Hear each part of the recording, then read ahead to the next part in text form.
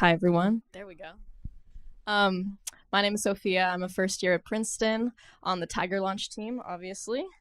But we're so excited for the panel today. It's called Young and Innovative, a dialogue between Gen Z VCs and founders. And so we'll talk to our panelists about their experience as young but seasoned founders and investors in the startup world. And so the way it's going to work is we're going to have 30 minutes of a fireside chat with moderated questions, followed by 30 minutes of Q&A. So to start, do each of you guys want to give a brief introduction to yourselves and talk a little bit about your experience in the startup world? Sure, I'll kick it off. Do I need to turn this on? Sorry. Hi, everyone. I'm Allie. I am currently an investor at Torch Capital. Torch Capital is an early stage consumer focused fund. We focus primarily across pre-seed, seed, and Series A companies, understanding consumer really in the broadest sense. So we'll invest not only in consumer-facing companies, but also infrastructure that powers those consumer-facing companies. We look at investing in somewhat of an industry agnostic way. So we'll really invest across sectors. And I would say I spend most of my time really looking at healthcare and kind of healthcare adjacent businesses. A bit about me. Prior to joining Torch, I started at a company called Charlie Health. I was their second employee there, which was an exciting experience. Joined in, I think, June of 2020, so peak pandemic, which was an interesting experience in itself. And yeah, the Charlie Health is a virtual intensive outpatient program, so focused on providing mental health care to higher acuity adolescents. I worked with the co-founders very closely sort of prior to launch, and through 2 fundraising rounds, we grew extremely quickly. There was, as I'm sure a lot of you know, a ton of movement within 2020 and 2021. So it was certainly an exciting time to be there and learn a ton from just being a part of an early stage startup, and also a ton of learnings within mental health care specifically. Ultimately, like, my passion, which I realized much later, is really in working in sort of the earliest stages of companies. And that's why I got really excited about joining the venture side and sort of sitting on the other side of the table and getting to meet with founders, not only in healthcare, but really sort of across the consumer landscape. Thank you so much. Thank you all for having us here and organizing this today. My name is Chris Godbaum. I work as a vice president at Alix Ventures, which is an early stage investment firm in biotech, doing everything from venture creation all the way through Series A investing. We're based on the West Coast, and we look for technologies and companies that can really create positive impact for patients from typically a diagnostics and primarily therapeutics or infrastructure lens. A bit about myself. I have a background as a chemical engineer undergrad, bioengineering grad school. I started a synthetic biology lab, pivoted to become a consultant for startups, worked with over 3 dozen companies, helping them build, grow, scale. Before joining AstraZeneca, spent about 3 years there, primarily doing search and evaluation, business development, and innovation strategy work before going into venture. So that's a little more about me, and very excited for the panel today. Great, thank you. My name is Michael Vegas-Sands. I am a founder of a company called Lula. Funny enough, we started what would eventually become Lula in our dorm room a couple of years ago, and we were actually part of one of the first TigerLaunch cohorts. So we pitched out in NYU. Now, that startup actually died in March/April of 2020, but from that failure, we ended up starting a new company, which thankfully is doing much better. So we launched in late 2020. Fast forward to where we are today. Today, more than 2,200 companies use Lula. What is Lula? We're an insurance API that eliminates the need for companies to build their own insurance infrastructure. But anyways, we launched late 2020. To date, we've raised almost $50 million from Founders Fund, Coastal Ventures, SoftBank. So I think I have an interesting perspective. I started a company in my dorm room, and look where it is today. So yeah, thank you. Thank you. Awesome. Hey, everyone. Thanks so much for coming out today and for inviting us. Super excited to speak to you guys. I'm Tamar. I'm an investor at Red Sea Ventures. We're pre-seed seed, and much like Torch, we have a consumer lens into everything we look at. The thesis of the fund is really like the consumerization of everything. But that being said, we've also evolved to look at B2B and B2B2C models. I spend most of my time looking across many sectors, including digital health, B2B fintech, verticalized software. Prior to Red Sea, I was actually a student. I was a political science major at Columbia, so pretty nonlinear path to VC. I essentially just wanted to remain a student for as long as possible without having to go to grad school or pay tuition again. And VC was an excellent way to do so. So thoroughly enjoying my time there. And yeah, excited to be here. Thank you so much. And our last panelist. Hi everyone, my name is, can you hear me? Yes. My name is Syriac. I'm from Paris, France. I moved to San Francisco 5 years ago to start my first company. The name is Heroes Jobs. It was like a professional social network for Gen Z. We raised a bit less than $10 million and had the choice to either go to Series A or sell the company. We just sold the company, so I'm now starting another venture, also targeting Gen Z, but in the generative AI space. So that's my story. So I have a lot of perspective to tell you too about fundraising and exiting a company and starting a new one. Perfect. Thank you. So our first question will be, how has your idea of the entrepreneurial ecosystem changed since becoming a founder or investor yourself? And we'll take about like 2 or 3 responses per question to avoid like repetition. But if an answer jumps to any of you, you guys can go ahead and start.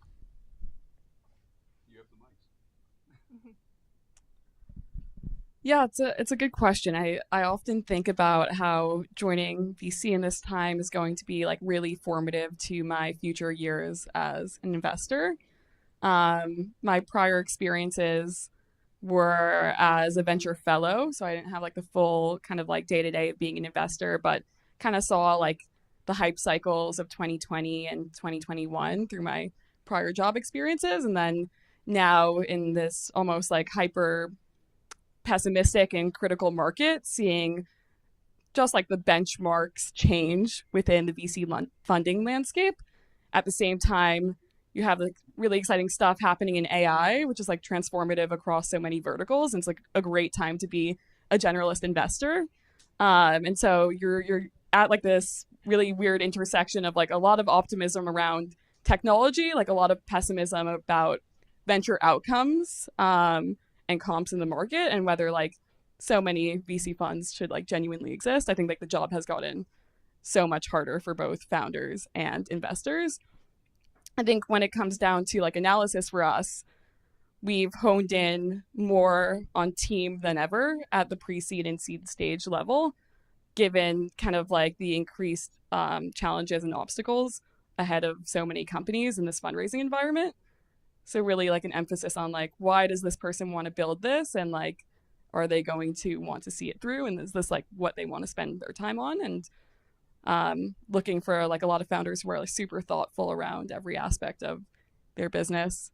And yeah, so it's just been like very interesting to see kind of like specific benchmarks change around how we're thinking about deals, what traction means to us now versus what it did back then. And also like what founder quality means to us now. As we still invest in companies that are pre-revenue, pre-product. So it's all about kind of intent and ambition and ability to execute, all subjective things on the founder's side. But yeah, that's kind of like a very general answer. Curious to hear any founders' perspectives. So the way they changed for me is when I was a student, I thought it was super cool. I'm not even going to lie. It was like, oh, imagine a TechCrunch headline where I get like, it says Lula raised $2 million, and I thought that was cool and stuff, and I can put it on my story and like have some clout there. What I actually found is way more interesting is get $2 million of revenue from your first customers. That's like way more exciting. So It's funny, when I started my startup, I was very fundraising obsessed. I was very investor obsessed, and that's where I spent a lot of my time and energy trying to figure out how do I optimize so that I get to talk to more investors, so I get to talk to more VCs, so I get more startup funding. What I found, which kind of sounds stupid in hindsight, I can't believe I thought like this, but what I found is if you take a lot of that energy, or almost all of that energy, and just put it towards solving problems on behalf of your customers, that goes way further. So when somebody today asks me, like, what's your best fundraising advice? I'm like, just go focus on customers. It's going to be really, really difficult to not get funded if you have 1,000 companies using your service or have $1 million in revenue in your first year. It's going to be really, really difficult to not get funded if you have that. And oftentimes you get stuck and put so much effort towards trying to figure out fundraising that if you put that energy towards just talking to customers and solving problems on their behalf, that's going to go way further. So that certainly has been one of the ways my perspective has changed since I started my company. Thank you. Does anyone else have anything? Yeah, I cannot have joined you on your like, it has changed, and now I would add that same as you. I was like, okay, TechCrunch, you raised $10 million, it's amazing. And now that I sold my first company, as a founder, you understand what you make when you sell, right? So the more you raise, the less you have. When you sell, there are like something called preference shared. So as a founder, you don't have like the same preference shared as some VCs. And so a trend I've seen recently among my friends, that most of my friends are entrepreneurs too, is also like the people starting new companies, they try to bootstrap a lot and start generating revenue without raising or with angel money. So you dilute yourself less, you focus on making revenue, and then you get investment. So it's I think it's a better way to do business. Something kind of related to that is, so this is a twofold question, different questions targeted for the founders versus the VCs. But founders, what do you look for in a VC to assess if they are the right person to support you and your company? And inversely, VCs, what are some traits of the best founders you've met? Because I think a lot of our founders in the audience will find this particularly helpful for when they're trying to fundraise. I think a good framework, not only for investors, but also for potential employees and team members, is I always think as a founder, you can't guarantee the success of your business. So I can't say, oh, I'm going to guarantee that Lula's successful. I can't. What I could do is I could increase the probability of its success. And the way you do that is get really, really good people around the table, whether that's employees, whether that's investors, etc. And so when I'm looking at potential investors, I'm looking at potential team members, I'm like, hey, is this investor going to increase the probability of my success by potentially making introductions to customers, potentially making introductions to new hires, by giving me money? But in that same token, is this hire going to increase my probability of success? Will they help me generate more revenue? Will they help me build a better product that's going to lead to a better customer experience? So for me, that's very simply put, that's what I look for. Great. Do we want to pivot to Chris or Ali of anything from the investor point of view? Yeah, it's interesting, and having the right traits is like, there's no specific rubric that like can outline all the things that anyone would look for, in the same way that when you apply to college, like, the goal is to be as authentic as possible and, really represent why it is that you're building this business. I think, broadly speaking, like, something we talk about internally a lot is like fire. Like, does this founder have like a certain fire in them? And it's not necessarily in the way that they like their personality or, like specific characteristics about them, but like in specific examples that they're able to provide, or like in talking through how they make decisions, or backing up certain claims that they're making, whether it's from their customers, traction they've showed. And I think generally speaking, and sort of getting back to like the idea of like the aspirational like TechCrunch article of we've raised X amount of dollars and everything is great. Like I, through my experience at a startup, we had raised, I think, one of the largest digital health Series A rounds at the time. But that said, like on the other side, it was a lot of chaos. And like, I don't say that in a negative way. I just say it's just reality. And I think something people look for is like transparency. Like, I think everyone is just trying to figure it out. And if there isn't chaos at an early stage startup, you're probably not doing enough because there's always a lot to do. And so, a trait that I always admire is someone that's able to thrive in chaos and be able to, like be comfortable in that kind of environment and be scrappy. Yeah. If I was to define in a word what I look for in a founder, I would say it's credibility.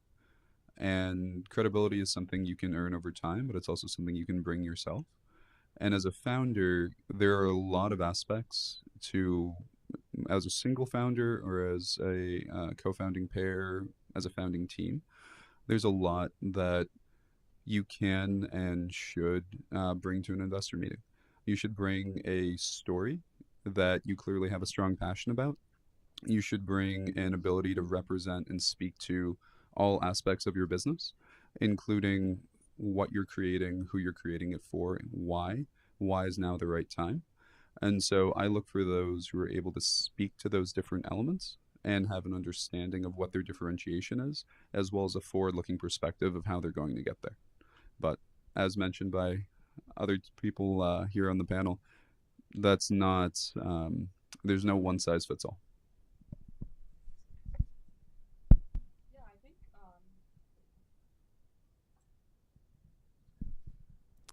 I think to the detriment of some VCs, we tend to throw a lot of superlatives around about founder qualities, like this person's the best at this, they're a killer, they're the smartest, and it often obscures kind of like a framework around assessing someone's like personality and ability to build a company. So I really like what Ali said, and something that we're like working more internally is like, what are examples? Like, what are kind of like concrete reasons for why we think that this person is like really capable, or like someone that we're just not as like comfortable in terms of like handing over kind of a lot of money in pre-seed and seed. And one of the best ways to demonstrate that, because I think it's kind of easy to, what ends up happening in a lot of investor conversations also, because of the superlatives, is that you think a founder is great, and then quite often you talk to another investor and they have a different opinion. And my like inference from like my few months of working in VC is that like most investors are deeply insecure around their ability to assess team. And so they rely on other people's judgments. It's easy to assess team when someone has a proven track record. Someone has exited three businesses. It's an easy read to say they're probably a qualified team. I think it's like relevant to this conversation when you're looking at younger people in tech who are just building their careers, Gen Z and specifically. It's a harder read, and so I think like finding a founder who is super thoughtful around the business, acknowledges the risks, and has thought through different scenarios. Sometimes like the easiest business to build is not also going to be the best outcome, and so there's probably a chance that it fails fast, which is not the worst outcome as well. So just finding someone who has like thought through the hypotheticals and like really dug into kind of like what I like to see is like kind of more proprietary information around the market. So even within like market sizing, for example, which is like kind of what most people focus on in the first call, if they've, most people just pull a stat off of one of like the IBIS reports online, which is never kind of predictive of the actual market size. If they've gone through kind of the effort to talk to people in the space, to kind of think through like what other companies have tapped into, how many customers really exist, getting that information shows like a level of thoughtfulness around where they want to spend their time as founders, and also like acknowledging that we're not going to like put all of our eggs in relying on kind of like external public information. Like we want to put in the added thought of thinking through our own questions and our own challenges. And so, yeah, thoughtfulness is kind of like the thing that I look for within most founders. And to Ali's point, also transparency around specific challenges and obstacles. And I always love when a founder maps out like multiple scenarios, like this is what happened. This is what we think we're going to do if this happens. And if that doesn't happen, then we might do this approach. It just shows kind of another degree of kind of thinking around the company when track record isn't available, I guess, in that specific instance.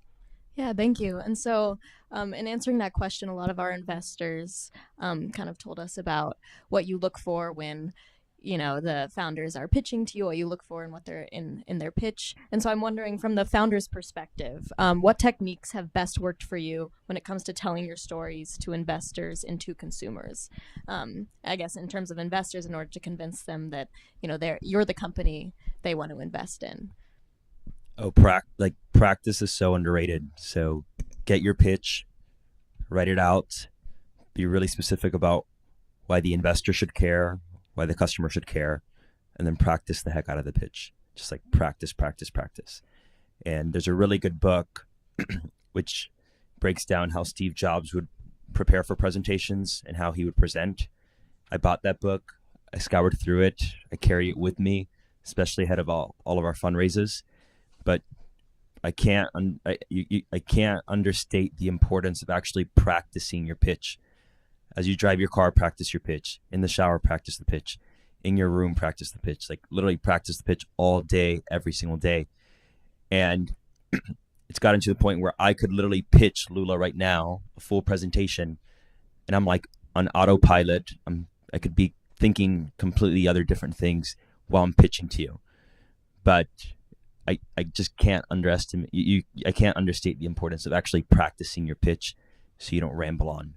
I'd say like that is huge. And the other thing is you just want to be able to make sure that you're getting your points across, which is at the end of the day, why should the person that you're speaking to care? Right? So if you're talking to an investor, they should care because there's a big opportunity and you're going to help them make money. If you're talking to a customer, why should that customer care?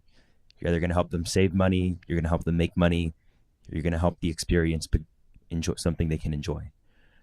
Right? So for me, keep it simple and just practice. I agree with the practice. I think there are also many investors around, so you have to target the right ones and speak to the right people. If not, you use a lot of energy and and then you don't have any more energy. So that's a big risk. And so for me, for example, for Heroes Jobs, we started like 4.5 years ago in San Francisco.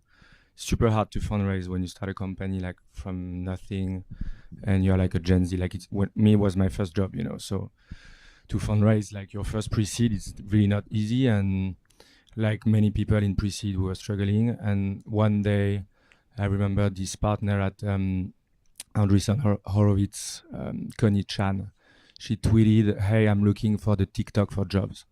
And we were building the TikTok for jobs. So I just DM her and she was like, "Hey, come to Andreessen." And we had like the partner meeting. And 1 week after we closed the round, not with Andreessen, but with like, as you said, everyone know each other.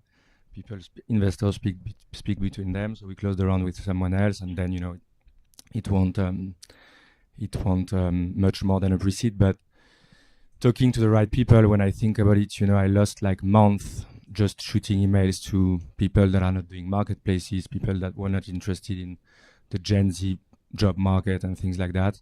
So I think that's also an advice I would give you. And to our VCs, what parts of a startup story stand out to you the most? Like what should be prioritized, what should be deprioritized, in your opinion? Would you like to start? In terms of prioritizing, deprioritizing, I think it's so specific and it depends on your personal background, the company you're building. One thing that I have found that always resonates with me when I'm listening to it, and then also when I was on the operator side, sort of ideating around how to really like explain what the business does, is really around walking through the business through the customer's lens. So, like for example, the mental health care company that I worked at was a service that sat right in the middle of the continuum of care, and it was offering a virtual intensive outpatient program. Most people have never heard of a virtual IOP, and so to describe to an investor who is likely, somewhat informed on like the general problems that exist within mental health care, but don't know the exact market dynamics that exist around sort of referrals, discharges, all of that, really walking them through like a specific patient example. So you could say, Susie is 14 years old. She has been to the emergency room 2 times this year. She is currently experiencing suicidal ideation, has had a history of substance abuse, and sort of walking through a specific example, and then how that specific patient or customer would engage in your product, service, etc., from their lens. And that really gives the investor the idea of like, okay, who's your ICP or your ideal customer profile? Like, who are you targeting? And what is the like key pain point value prop that you're solving? Because ultimately, when you have 30 minutes to pitch, like at least for me, I'm always really looking for like, is there a very clear pain point? Is there a very clear value prop? And then can I come away from the meeting with like a really clear and concise sense of that? And then in future calls, you can like dig into everything else about the business. I would pretty strongly agree with what Ali said about quickly and clearly and concisely providing a sense of not only who you are as a company, what you do, and what the value proposition is. Within 1 to 3 sentences at the beginning, I'd love to have that context. And then from there, dive deeper and explain, why are you the best company to do this? Why are you the best team to do this? What are your differentiating factors? Don't overemphasize market and market size and what you can grow into. That's something I see every so often, and we all know there are going to be circles on the slide that go up to several $100 billion. Skim it at best. As you move forward, however, don't just end a presentation with where you are. Also talk about and demonstrate that you've thought through, and this goes back to what was being said earlier, where you're going and what the hurdles are going to be to get there. And similarly, at least for me, I've always appreciated those who come to this as a conversation. And if you're, and this goes back to, I would say, broader advice about engaging with venture capitalists, don't necessarily go and say, this is what I need. Say, this is how I'm thinking. This is what I'm looking for. We'd love your input. You've seen a number of things in this space. And this is what we've seen, and this is how we're thinking. But we view this as a conversation, and we want to work with you. We're not here to just take your money and fuck off. Forgive my French. And so this goes back to that point around transparency, and this goes back to the broader point around, as you're working with a venture capitalist, as you're working with a founder, this is going to be a relationship that lasts years. Make it one that from the first conversation I want to have. Thank you. So this far on the panel, we've talked or there have been many mentions of teams, how to have a strong team, how to prove that you have a strong team. And so hiring amazing talent is clearly an essential part of growing a company. And so for our founders, I'm wondering, what did you look for when hiring your first employees? And how did you convince them to get on board to a relatively new company? And then if our VCs want to answer, how have you seen hiring make or break a company or your trust in that company?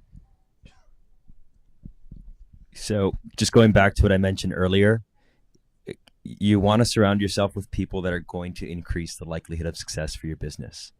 So I'd say that's number one. I mean, that's the first framework or the first perspective that I have. Now, more specifically, in the early days, you're looking for generalists. You're not looking for specialists. You're looking for somebody that can help you on the operations side. You're looking for somebody that can help you set up CRMs. You're looking for somebody that can help you set up customer support and answer tickets. So in the early days, you're looking much more for a generalist than you are a specialist. As the company scales, you start looking for specialists, people that are really good at specific tasks and whatnot. But in the early days, it's about finding strong generalists, people that are going to help you increase probability of success. You really do want to go ahead and put an emphasis on like trying to find A players. I can't emphasize that enough. If you get the sense that, and this is quite subjective, but if you get the sense that, oh, this person's not top tier, they seem like they're B or C talent, I hate to say it, but like, don't waste your time. They're going to drag you down. They're going to drag others down. It's almost better to just try to do the work yourself than try bringing on some B and C players into your company. Like, that's the reality. And then in terms of how do you actually get people excited, I think story is super, super important. But what he mentioned earlier about credibility, you build credibility in a variety of ways. If you're a student and you're starting the company in your dorm room, chances are you probably have no credibility, even if you're at a fantastic university like Princeton. But if you already have 100 paying customers or you already have 500 users on your platform, and you couple that with a good story that you've practiced, well, you're going to have some credibility there. But in terms of team, that's what I really look for. Look for people that are going to increase your probability of success. Look for A players. Look for generalists. In the early days, probably not specialists. And the way you get there is build credibility. Momentum is the best way to build credibility if you don't really have previous exits or PhDs or things like that. Yeah, I agree. And I think also attracting people you know, like most of the time, the first people joining your team are people that trust you and that know you from before the startup or before this new idea. And of course, coming to your practice point, you have to convince investors, but you also have to convince the first team member if you want like the A player joining your team. So yeah, I would go to people I know. And then when you start scaling, there is another risk, is that you want to attract A player specialists that are sometimes much older, like with more experience. And that can be very tough. I think there is more risk there than at the beginning, because at the beginning, as you said, it's very generalist. Many people do kind of everything. But when it comes to specialists, if you take the wrong one, it's a hit or miss. And that can be very, very tough. So yeah, I would attract people I know from before the startup and friends of friends and stuff like that. Pitch them like very well, like when you pitch investors, and then it's a lot of fun. Yeah, so basically, your life as a founder, you're pitching all day. You're pitching potential employees, you're pitching customers, investors. Just pitch. That's all you're doing. So just that's why I say practice is so important. Practice and reframe. And that was actually going to be where I was adding on as you think about pitching and practicing. And I realize we're going slightly off topic. Forgive me from the question. When you're pitching to investors, think through who you're pitching to and why. Shift your pitch slightly so it's aligned to the investors, but it's still true to your story. But at the same token, as you're getting that feedback, continuously refine your pitch. Don't start, if you can avoid it, with the investors who you are most excited to work with. Start with those where it's lower stakes, where maybe you have a friendly conversation or you have that introduction and you can have that initial feedback, and work your way up towards those when you feel like you've really practiced and refined your pitch until perfection, to those who you really hope to work with. And then by the same token, continue to do so further in advance. You've just raised your seed round. You're excited for the Series A. Start looking now. Go out to folks you'd be excited to work with at the A and tell them, hey, we've closed the seed. These are the milestones we're thinking about accomplishing for next round. Would this be enough to get you excited? What would you like to see? Work with them, collect that feedback, and then check in every 3 months, 6 months, whatever timeline interval makes sense, and demonstrate that you're not only meeting what you said you were going to and what you agreed on, but ideally exceeding those expectations. And then when it comes down to it, 2-ish years later, let's say, you've agreed on the milestones in advance. You've demonstrated you can hit or exceed them. At that point, it's just how much are they investing and where's the paperwork.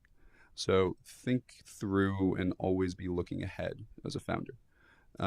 Now, to go back to your question specifically around teams and how can we best, as investors, ideally support, but by the same token, maybe what are some things to avoid? I think the point around, especially early on, hiring A-level talent is critical. But the other element as well is just be thoughtful as you're bringing folks on that running a startup is hard. There's a lot of time commitment. Be thoughtful around the fact that not only are they the right type of talent, but they have the right type of commitment. And if they are going to be growing with the company, can you see them growing into a position where they can also bring on and help manage new people? At least for me, I think that's really important. And then the other piece of that too is don't hire when you need someone.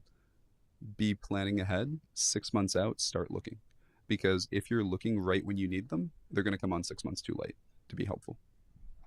Thank you so much. So we've had some really valuable insights shared during this panel, and so now we're gonna see if any of our audience members have any questions for specific members of the panel or the panel more generally. So please share your questions. Yes. Yeah, thank you so much for the panel. It's very enlightening. The question I have is like with SVB and sort of the collapse of venture debt, we've seen and we've heard that like cost of capital has increased. How has it affected like pre-seed, seed compared to some later stages on the VC fund side? So it's rare that a pre-seed or seed stage company. I would say it's rare that a pre-seed or seed stage company would be getting venture debt. At most, maybe a high revenue seed would start. It would start to be under consideration. And so I would say the collapse of SVB hasn't directly affected the market in that way from a venture debt perspective. However, with the contraction of maybe the bull market that the last few years especially have seen, there has been a decrease in inflated valuations, and similarly there's been an increase in caution around investing and investing timelines. The goal is, it's rare nowadays that if you come just with a great story you will get an investment. At that point you really need to be a serial entrepreneur who has a very proven track record. So at the pre-seed and seed stage, what I would say is take the time to really be thoughtful about why you're investing, what you've proven, what you're doing, and what's coming next, and be aware of the fact that valuations today are not what they were even 12 months ago.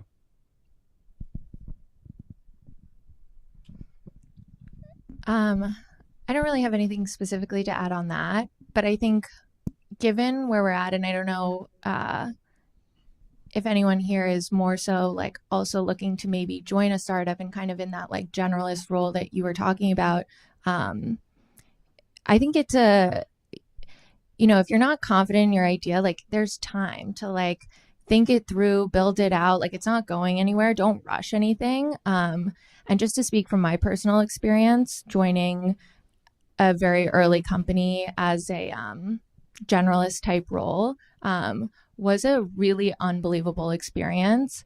And I think one of the things that I found most valuable was the ability to like insert myself into lots of different conversations, like whether it was on the product side and I don't have a product background, whether it was on like payer contracting or like credentialing, which is insurance, which I also didn't know much about. Just being a part of lots of different conversations. And yeah, it's a tough time. And, I think like just from my own experience, candidly, like when I was a senior in college, I did not think I would join an early stage startup and I did not think I would be in VC. My parents weren't thrilled when I told them that I was joining a startup that didn't have a website. Like there's a lot of risk, but if you do make risk, like have a lot of conviction in it. And yeah, I'll stop going on about my personal story. No, thank you. Do we have, do you have a question? Yeah, thank you guys. It's been fantastic. So like, startups, the journey sort of goes along, you change, you pivot, you see like the scrap is chaotic, all of that. And you've got this partner with your VC, say, how do you navigate that sort of those iterations and the changes in the journey along sort of that road to market together? Because sometimes we get a feeling like, you guys want VCs want all the answers, like, how's it going to work in 2 or 3 years? It's mate, we don't need to think about it at the start. So, like, how do you navigate that journey together?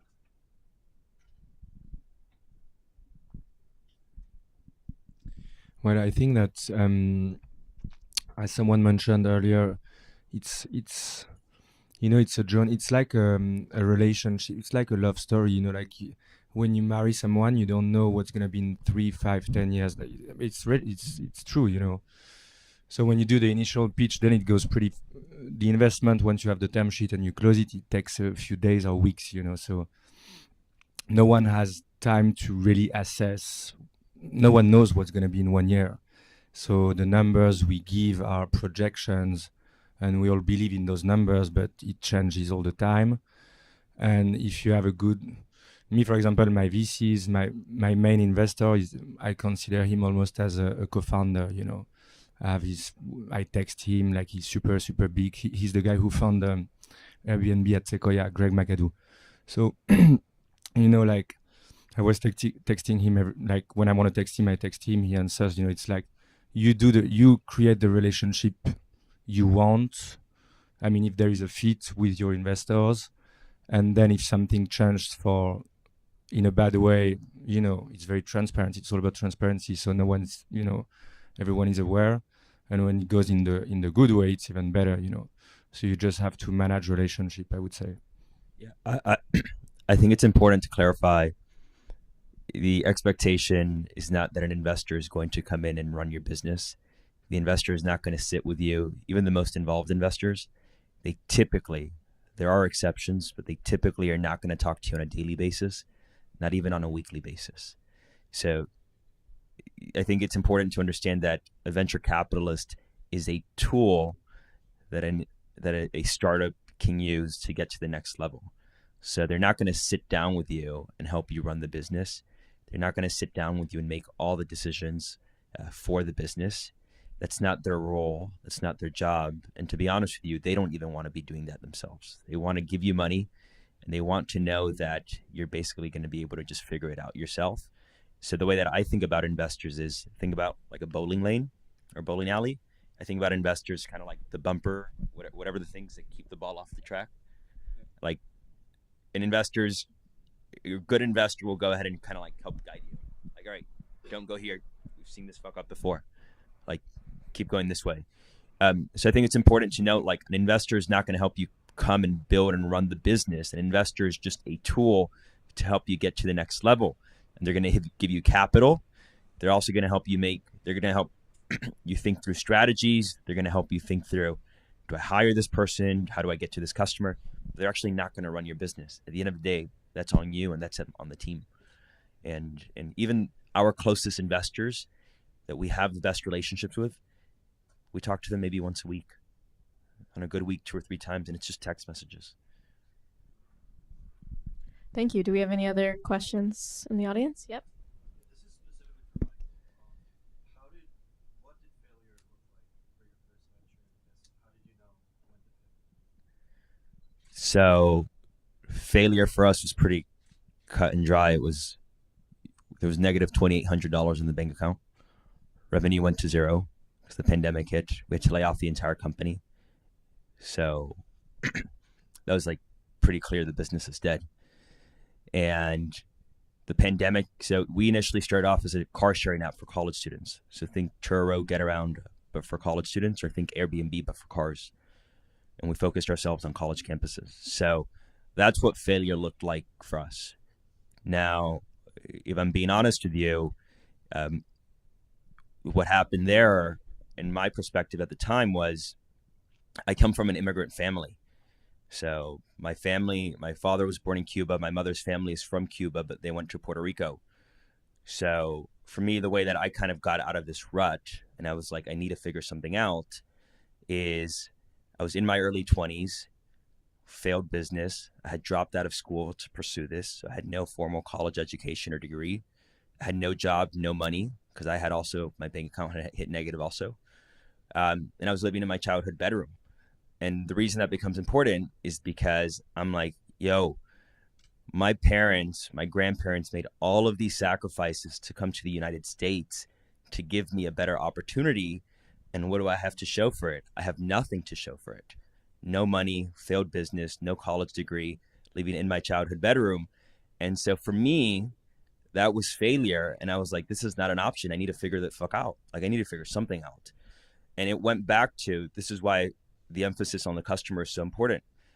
You think about March, April, May 2020, nobody was investing. Nobody was giving startups money at the time, nor did we expect that there was going to be this huge fundraising craze in the months to follow.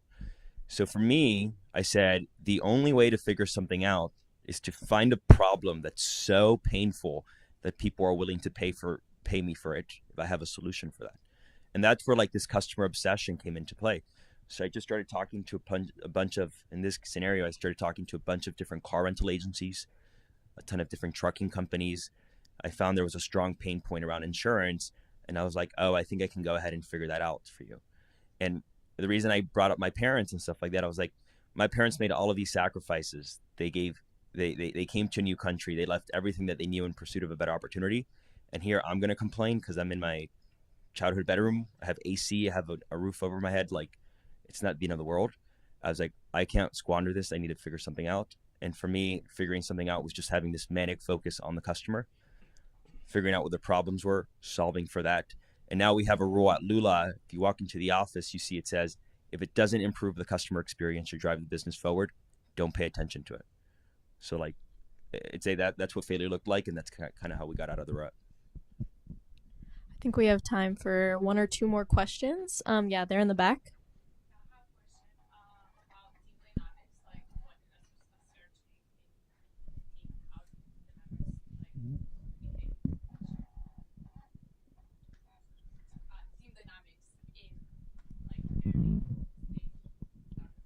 Team dynamics in early stage startups. Do you want to repeat the question with a microphone? I just missed the last bit. Something about communication. So yeah, the question is what investors are looking for in team dynamics. So it could be made of a few parts, like the communication between team members and leadership. Should there be like a one person in charge, or it's okay to have like a democracy where everybody has both? So part of my answer is going to go back to what Michael was saying earlier, in that as investors, we don't intend to run the company on your behalf. And so when it comes to day-to-day team dynamics, that unless there's something going drastically wrong, is not something we're optimizing around. We are looking for and do want to always ensure that the team and the culture of the company is being built forward in a positive way. I would say every company is a bit different, and so it's rare that anything represents a true democracy. And I also, in many ways, don't necessarily think it should, but that's a personal belief. Now, when it comes to communication, I trust that if a founder or a founding team is communicating clearly, transparently, and well to me as an investor, they're doing so similarly to their own employees and staff. And so I would say it's not something I directly look for, in the sense of I don't need to see a communication plan written out.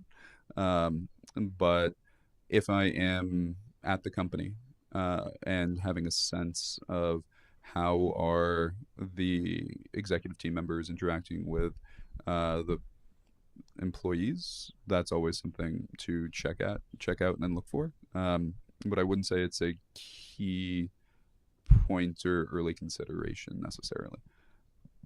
I have a comment on that also. Yeah, I think like you always have to take like your analysis with a grain of salt sometimes, because you're at the end of the day, like someone's appearing to you in like a very polished form. It's typically a 30-minute call and maybe an hour call, and you get to know the founder over time. But there are definitely things that you can slightly pick up on in terms of founder dynamics. You can kind of get a feeling when founders are almost fighting during a pitch, which appears ever so subtly, but it's almost as if like if you've ever been with your friends or with like a couple that's fighting, and then you walk into the room and you're like joining the crowd, and then they kind of like tighten up, but like they're looking at each other kind of like weirdly, and it's just a lot of like tension.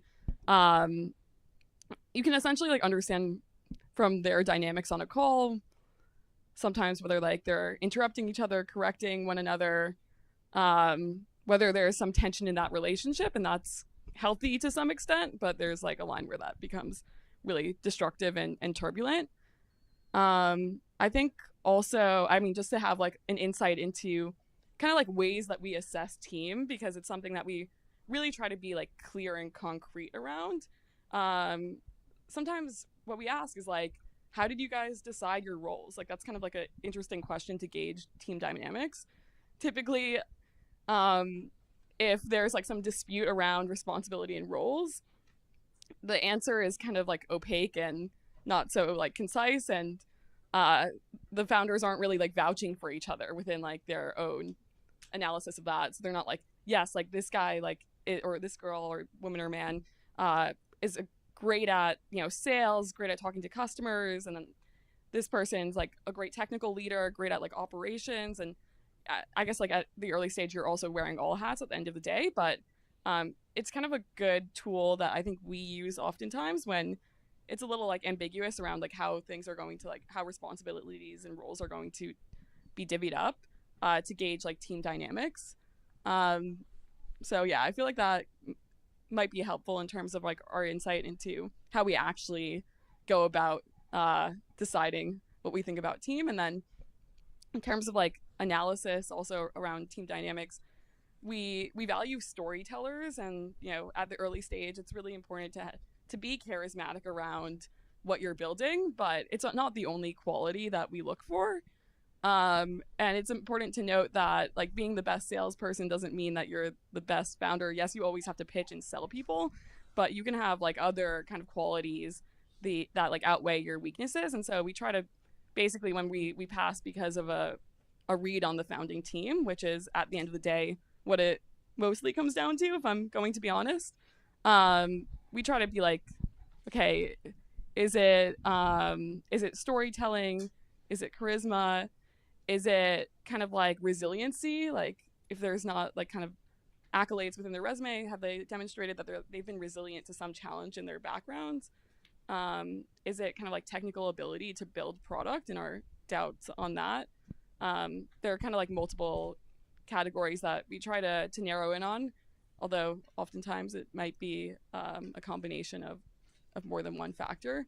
But I think it's become like increasingly important for us internally to be very specific about that, as clearly there's so much bias baked into the process as well. And yeah, I think being like a woman in venture, you see that in multiple ways. So it's really important for us to be specific on that.